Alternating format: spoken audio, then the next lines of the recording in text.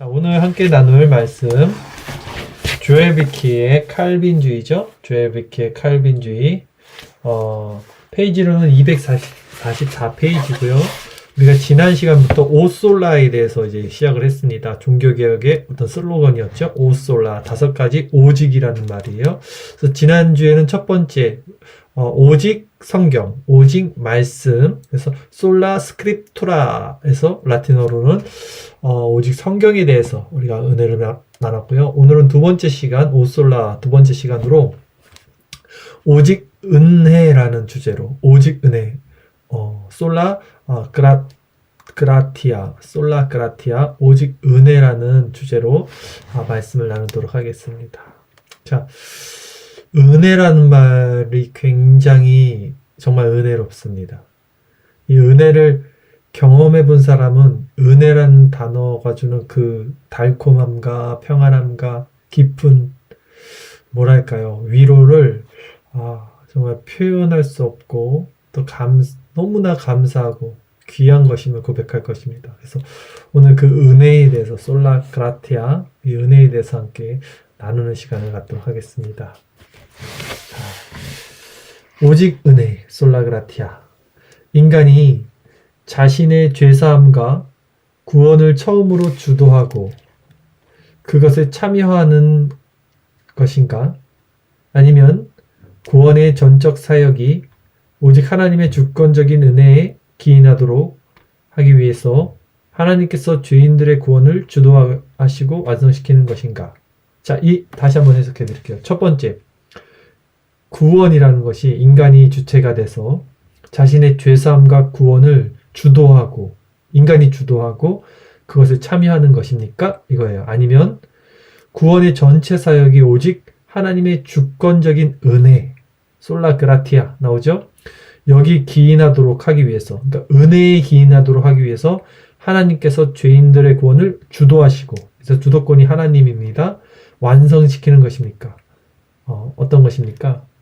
오직 은혜에 기여하기 위해서, 오직 은혜로 말미암아 은혜에 기인하도록 하기 위해서 하나님의 주권적으로 우리에게 구원을 주시는 거죠. 우리 다 알고 있죠? 루터는 죄인이 구원의 방법을 제공하거나 심지어 그것을 취하는 일조차도 할 수 없는 무능력한 존재임을 주장했어요.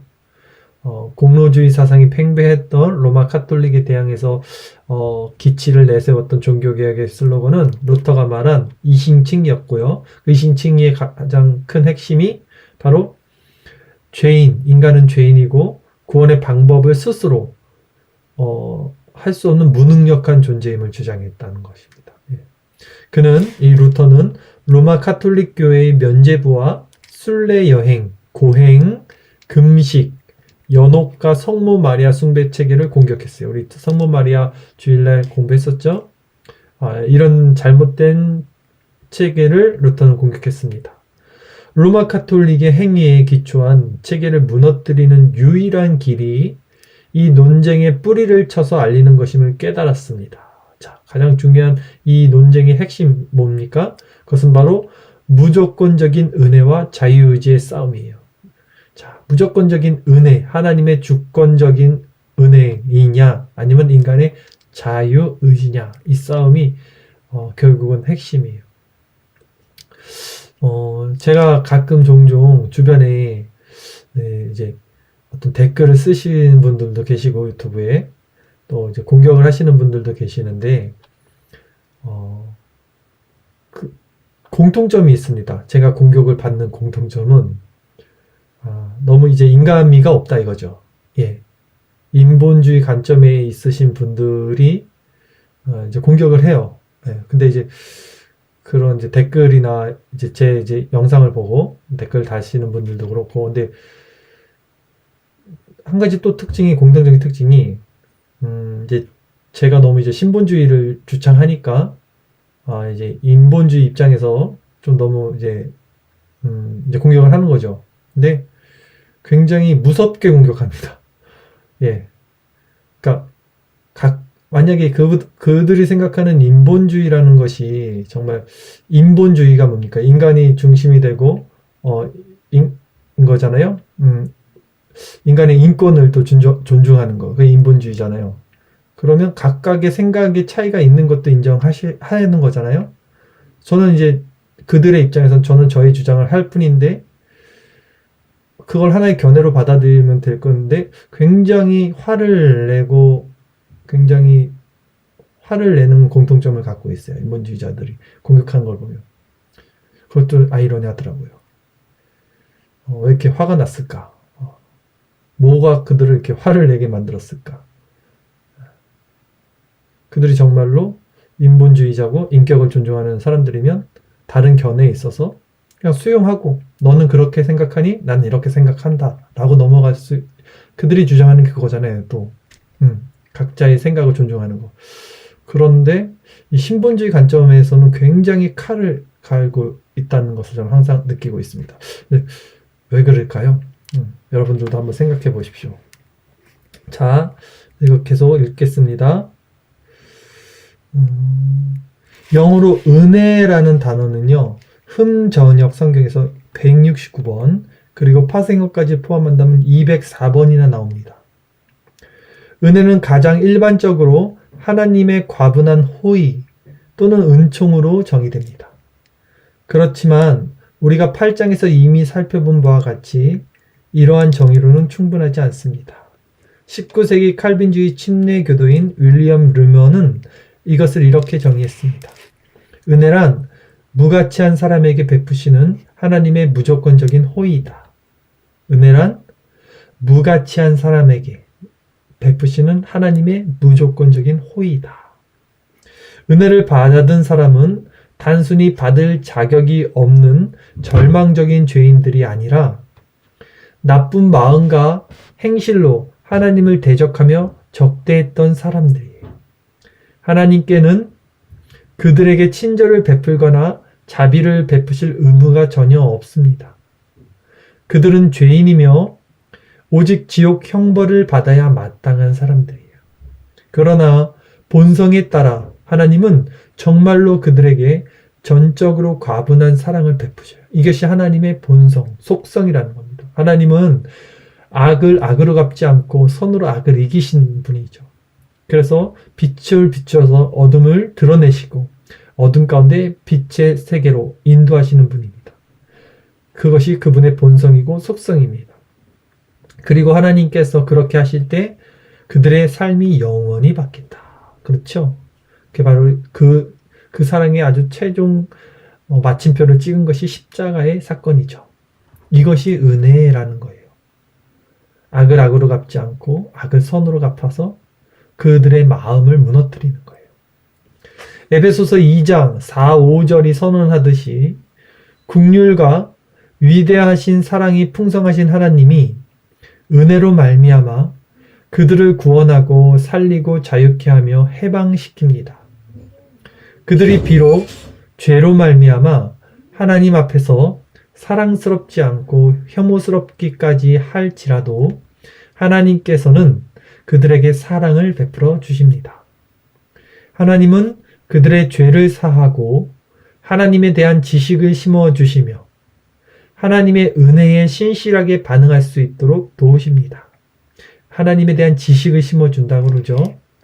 그러므로 무조건적이고도 주권적인 은혜가 의미하는 바는 하늘과 땅의 가장 높으신 하나님, 주권적이고도 구원의 삼위 하나님께서 죄로 말미암아 징계받아 마땅한 사람들에게 그들의 삶이 변하여 하나님을 즐거워하고 영원토록 하나님을 위해 살 수 있도록 구원의 은혜를 베푸시고 적용하신다는 것입니다. 하나님을 즐거워하는 것, 그를 영원토록 기뻐하는 것이 인간의 본분이다. 웨스트민스터 소유리문답 1문인데 이것은 그냥 문답식으로 외우지 마시고 정말 하나님을 즐거워하는 삶을 내가 사는가, 이것이 삶에 적용이 돼야 돼요. 실제적으로 오늘 여러분 사셨을 때 하나님 한 분만으로 여러분 마음이 생각에 가득 차 계셨는지요? 하루 종일 하나님께만 초점을 두고 다른 세상 것에 초점을 두지 않으셨는지요? 세상 살면서 어떻게 그렇게 살아요? 그렇게 바쁜 와중에도. 저도 바쁘게 살았습니다. 5분도 안 쉬고 회사에서 일을 해요. 그러나 그렇게 살 수 있어요. 마음을 하나님께 두고도 일을 할 수 있습니다. 예. 그리고 그것이 그 이유가, 그 원리가 하나님을 즐거워하기 때문이에요. 그를 영원토록 기뻐하기 때문입니다. 그 원리를 안다면 어떤 힘든 삶 가운데서도 우리는 마음의 평안을 항상 유지할 수 있어요. 이것을 이제 성화라고 하겠죠. 자, 개혁주의 신학은 만일 우리가 이러한 은혜를 경험하기만 하며, 자, 지금 제가 말씀드렸던 또 이 책에서 나온 이 은혜를 우리가 경험하기만 하면 이것이 무엇을 의미하는지를 이해하게 될 것이라고 교훈합니다. 자, 말이 좀 그렇죠? 이걸 경험한 사람들만 이걸 이해하게 될 거야. 이 얘기예요. 결국 은혜라는 것은 경험입니다. 이건 체험이에요. 선물이고 하나님께 받은 자만이 알 수 있는 거지, 이거를 경험하지 못한 사람들은 이걸 그냥 지금 읽어드리는 이 책의 글의 지식 정도 수준으로만 이해를 하게 될 뿐이라는 거죠. 만일 이것이 무조건적이고도 주권적이지 않다면 그것은 은혜일 수 없을 것이다. 그렇죠? 하나님께서는 우리 안에 무언가 실제적으로 구원받을 만한 것이 있다는 것을 미리 알거나 예정하셨기 때문이 아니라 전적으로 자신의 주권적이고도 사랑이 넘치는 선한 뜻에 따라 우리를 구원하십니다. 이것을 교리적으로는 예정이라고 할 수 있겠죠. 감리교에서 말하는 예지 예정은 잘못된 겁니다. 하나님이 미리 보시고 쟤는 저렇게 착하게 살았으니까 구원을 줘야겠다라는 것은 이제 예지 예정인데, 그게 아니라 저는 착하게 살든 착하게 살지 않든 그걸 떠나서 그냥 하나님의 주권으로 그를 예정하시기 때문이다. 그것이 자신의 주권적이고도 사랑이 넘치는 선한 뜻에 따라서 구원하신 것이다. 우리는 이것을 은혜라고 부르는 거예요. 이러한 하나님의 놀라운 은혜를 특별히 강조하는 신약 성경 가운데 하나가 사도 바울의 로마서예요. 은혜가 뚝뚝뚝 넘쳐 흐르는 게 로마서라는 거죠. 바울은 이 은혜를 가리켜 유대인과 이방인을 아브라함의 믿음에 속한 하나님의 왕국의 공동 상속자로 만드는 은혜라고 말을 합니다. 그러니까 은혜라는 것은 선민, 선택된 백성인 이스라엘뿐 아니라 이방인, 우리와 같은 이 이방인들에게도 하나님의 자녀가 되는 권세를 주신 것, 아무 조건과 공로가 없이 그렇게 됐다는 것, 이것을 로마서에서 말하고 있는 거죠. 이 은혜는 하나님과 하나님을 대적하는 죄인 사이에 화평을 수립해 줍니다. 화평. 막힌 담을 모두 예수 그리스도가 허신 거죠. 또한 이 은혜는 죄의 권세보다 훨씬 더 강해서 죄의 지배로부터 참된 자유와 영속하는 해방을 가져다 줍니다. 죄의 권세는 굉장히 세고 무섭습니다. 근데 그 죄의 권세를 이길 수 있는 것이 은혜라는 거예요. 네. 우리가 감정에 빠지는 것도 조심해야겠지만, 저는 신앙생활 중에 눈물이 굉장히 유익한 것 같아요. 눈물은 은혜로 가는 윤활유와 같다라는 말을 예전에 제가 했는데, 정말 눈물을 흘리는 사람이 마음이 부드러워지잖아요. 하나님 앞에. 그러니까 그런 유순한 마음이 또 은혜로 우리를 이끌어 가는데, 이 은혜야말로 우리가 죄에서 이겨낼 수 있는, 죄를 벗어날 수 있는 길이다라는 말씀입니다. 그러니까 이런 말씀을 경험해본 사람들은 알 거다라고 말하는 거예요. 결국 또. 그렇죠? 하나님의 신적 은혜는 하나님의 교회에서 많은 사람에게 여러 가지 은사를 나누어 줍니다. 그래서 이 은혜는 은사로 나눠지는데, 이 은혜가 궁극적으로 어떻게 됩니까? 사망을 정복할 거예요. 죄가 쏘는 것은 사망이에요. 그 사망의 권세는 율법입니다. 근데 은혜로만 우리는 그 사망의 법도 넘어설 수 있다라는 거예요. 또 은혜를 받은 모든 자들은 영생으로 이끌 것이다. 오직 은혜 받은 사람들만 구원을 받을 것입니다. 왜냐하면 이것은 태초에 천지를 창조하기 이전에 인간의 아무런 공로 없이 그들을 구원하기로 택하신 하나님의 은혜이기 때문입니다. 모든 것이 은혜예요. 시작도 끝도 모든 것이 은혜로 말미암은 것입니다. 구원이 전적으로 하나님의 은혜에 달려 있다는 사상은 이 로마서뿐 아니라 사도 바울의 모든 서신서에서 중요하게 제시됩니다. 예를 들면 바울은 빌립보서를 시작하면서 교회를 위하여 이렇게 기도합니다. 우리 빌립보서 1장 6절 말씀을 제가 읽을게요. 너희 안에서 착한 일을 시작하신 이가 그리스도 예수의 날까지 이루실 줄을 우리는 확신하노니. 사무엘 루더포스트는 하나님의 씨앗은 반드시 하나님이 거두실 것이라고 말해요. 하나님의 씨앗은 반드시 하나님이 거두신다. 중생의 씨를 하나님이 뿌린다면 반드시 회심의 열매와 성화의 열매를 맺어서 그 열매를 하나님이 영광을 받으신다는 거죠. 구원은 우리가 취득한 것이나 우리의 노력으로 이룬 것이 아니죠. 그래서 바울은 빌립보 교회를 생각할 때마다 기뻐하고 감사한다고 말해요. 만일 인간이 구원의 사역을 시작했으며 그것을 진행하고 완성시켜야 했다면 바울의 찬미는 잠잠해졌을 것입니다. 인간이 구원을 완성시킨 거라면 바울은 찬미하지 않았을 거라는 거예요. 그러나 인간의 버둥거림과 좌절에도 불구하고 구원이 언제나 전적으로 하나님의 역사로부터 기원되는 은혜이기 때문에, 또한 그 위대한 날에 가장 완전하게 완성될 사역이기 때문에 삼위일체 하나님께 모든 영광과 찬미를 돌려야 마땅한 것입니다. 이게 은혜인 거죠.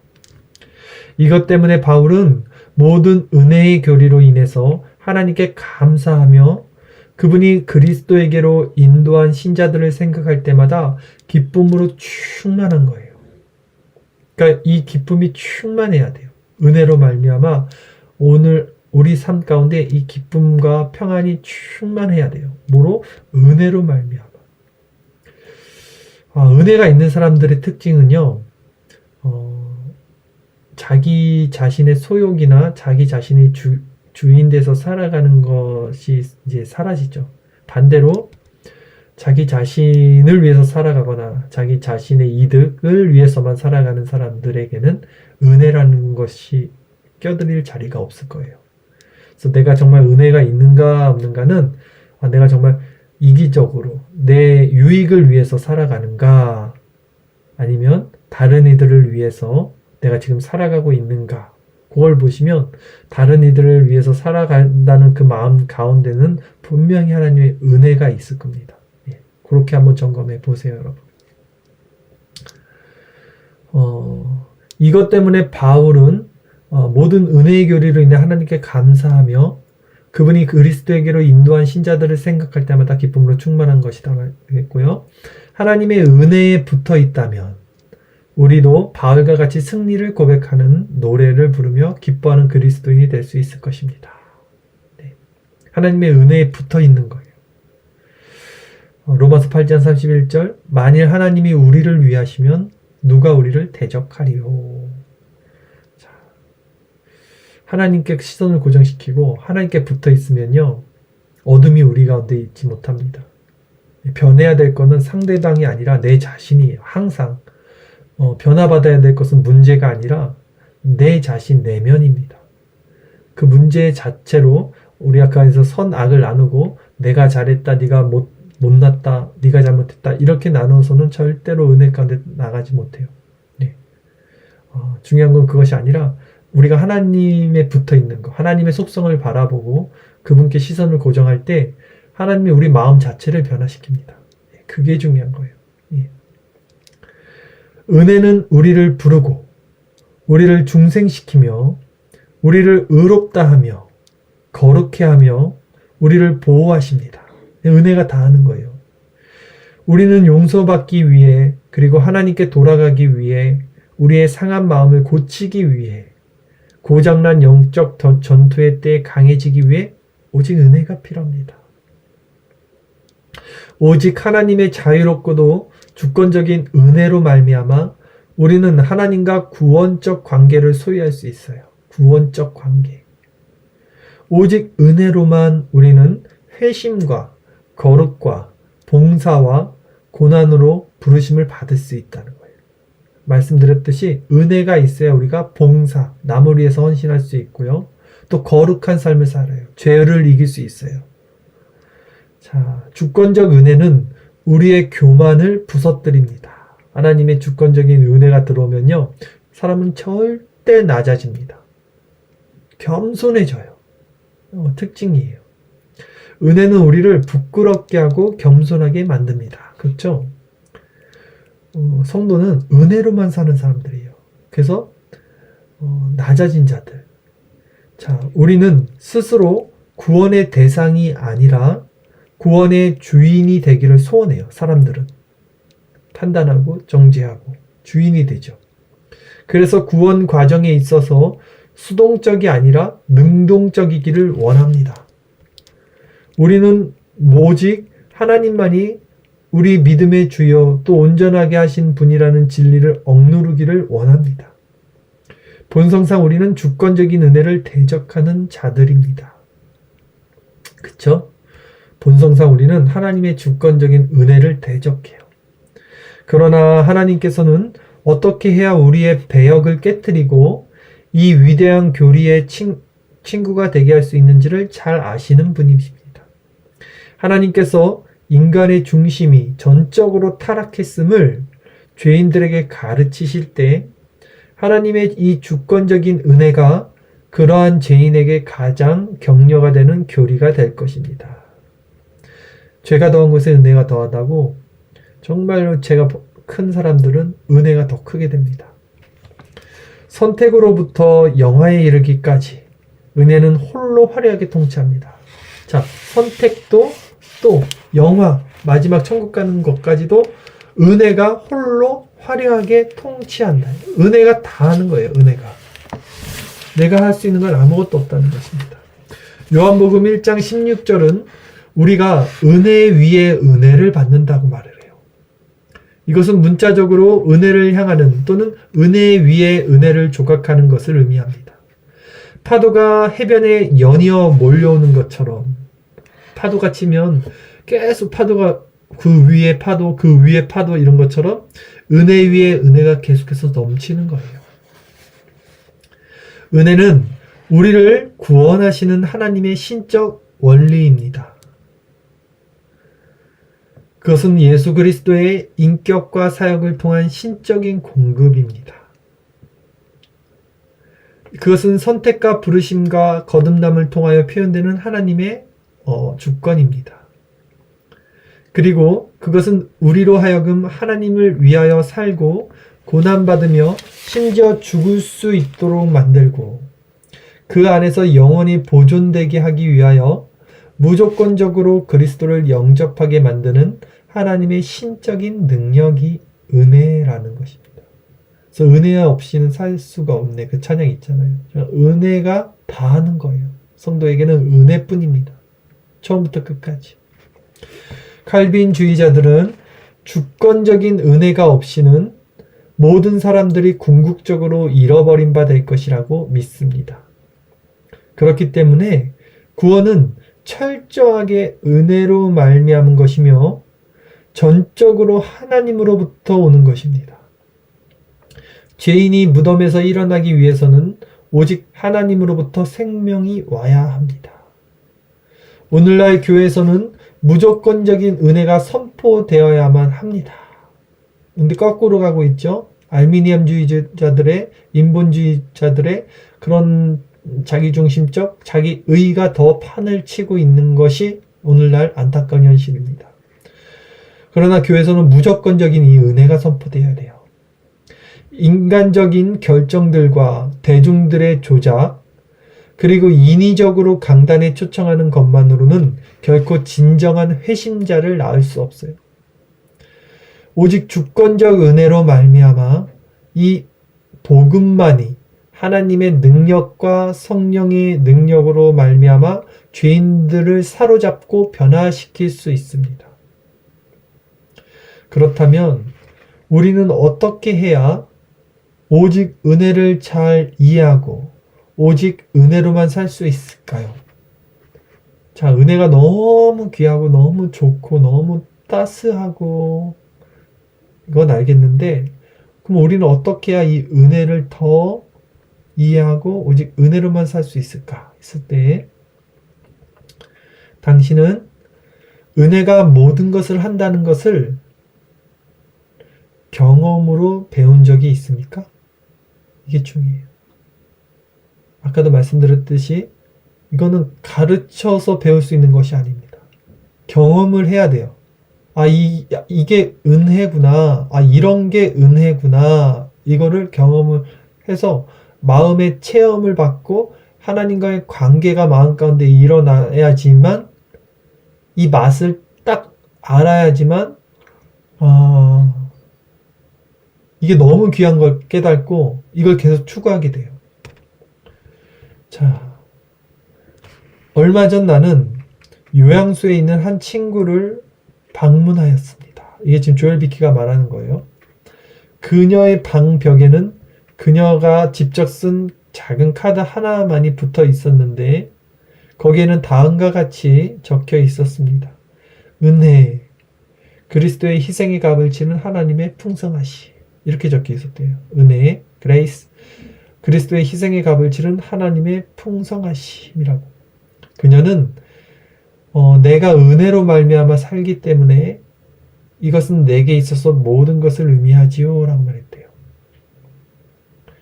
이러한 은혜가 우리에게도 그러합니까? 어메이징 그레이스라는 찬양 아시죠? 놀라우신 주 은혜. 나 같은 죄인 살리신 주 은혜 놀라워. 우리 이 찬양을 고백하는데 이 놀라우신 주 은혜 어메이징 글로이즈를 노래하는 종교개혁의 후예들은 정말 진심으로 이 노래를 부르고 있습니까? 적지 않은 사람들이 입에 발린 말로만 주권적인 은혜를 노래합니다. 그리고는 실제로는 은혜와 상관없이 자신의 마음대로 살아가죠. 그러나 이 놀라운 주님의 은혜를 진정으로 경험한 사람들의 삶은 정말 풍성하고 감미롭고 따뜻하고 겸손해지고 남을 위해 살게 되고 사랑으로 넘쳐나게 됩니다. 오직 은혜입니다. 자, 마지막으로 로버트 로빈슨의 찬송시 그대 모든 축복의 샘으로 나오라 읽어드리고 오늘 좀 짧게 마치겠어요. 오 빚진 자에게 은혜는 얼마나 놀라운지요. 매일 은혜를 받지 않을 수 없나니 착고와 같이 그 은혜가 헤매는 나의 마음을 당신께 붙들어 매 주시기를. 오 주님, 너무나 쉽게 방랑하려는 사랑하는 하나님을 너무나 쉽게 떠나려는 저의 마음을 붙들어 주시고 인쳐 주소서. 위에 있는 당신의 하늘의 궁정을 위해 인쳐 주소서. 아멘. 자, 오늘 이렇게 잠시 말씀을 나눴는데요. 저는 우리가 항상 은혜 가운데 충만해야 되지만 또 인생이란 게 그러지 못할 때가 있잖아요. 그럼에도 불구하고 하나님이 그 은혜를 우리에게 허락해 주시고 그것을 정말로 깨닫게 해 주실 때가 있을 겁니다. 그 은혜의 감격을 맛봤을 때를 떠올려 보면 이게 은혜라는 말 자체가 정말 아까 우리가 책에서 나왔듯이 경험해 보지 않으면 모르는 것이다. 이게 정답 같아요. 근데 이것을 경험해 보면 결코 이것을 떠날 수 없을 것이다. 오늘 우리 은혜를 다시 한번 사모하는 이 밤이 됐으면 좋겠습니다. 우리의 선택도 우리의 영화까지도 모든 것이 은혜입니다. 솔라 그라티아, 오직 은혜입니다. 오직 하나님의 은혜를 깊이 묵상하면서 이 시간 우리 잠시 기도드리며 나아갈 때 정말 한번 묵상해 보세요. 하나님이 어디까지 나를 아시고 나를 택하시고 불러주시고 또 완성시켜 가실 것인지 그 하나님의 마음을 깊이 묵상할 때 그 사랑을 묵상할 때 은혜가 우리 안에 다시 한번 회복되는 이 밤이 되기를 소망하겠습니다.